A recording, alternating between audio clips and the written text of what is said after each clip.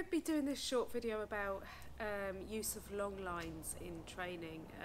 I do think that long lines can be really helpful in training, particularly when you're training a recall, because if you're training a recall, hello photo bomber, if you're training a recall and you're wanting to push the distraction level and maybe a bit more distance, it's really important that you don't let your dog just go off and do what they want to do, because that could be potentially dangerous, but also they're going to learn to ignore you and they're going to be building up their reinforcement history with do whatever they want in that environment. Now, in terms of recall, there are separate videos on that, and I do teach that in class, but I just wanted to go over how to use a long line and some important safety factors. So let me get one.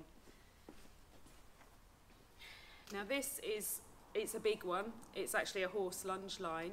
It's useful for particularly big dogs.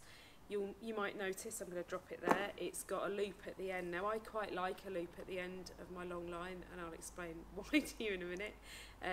I like to put my hand right through it like that, and then I pinch it between my thumb and my forefinger. That way, if I hold it there and my legs are slightly bent, I've got centre of balance.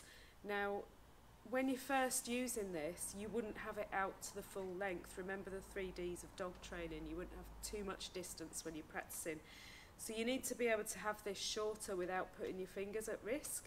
So a good way to do that is to cup your hand like that and just start to have it like that, as if you were going to lunge a horse. If you come to help me, Aria, thank you so much.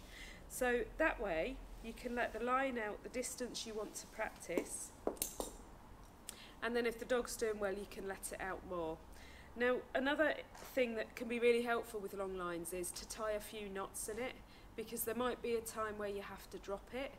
Like, for example, your fingers get caught up and you think, these are in danger, I'm going to drop the line.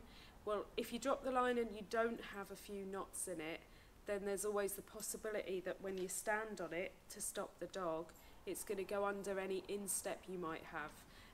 And that is an issue I've had in the past, which did lead to quite a bad break in my right hand, but that was an emergency situation, so we won't go there. But because of that, I've learned a number of safety things that are dead important. Another thing that's quite good to do is to wear cycle gloves, so that you don't get any friction burns. And I always like to wear boots when I'm using a long line, because if the line comes around the back of your leg like that, you could get a friction burn, and that's going to hurt quite a lot.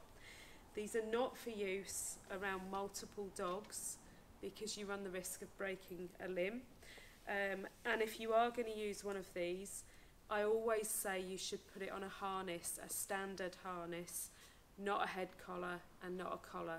The reason for that is it's something to do with physics, which is not my expert topic, but the faster a dog goes over distance, the more power there's going to be, which could result in injury to the dog or to you. So always put it on a harness.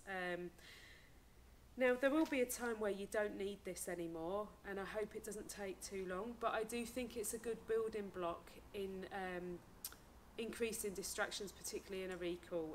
So that's pretty much the long line. Of course, there's different sizes. If you've got a smaller dog, there's no way you want a big clip like that. You want a much smaller clip. And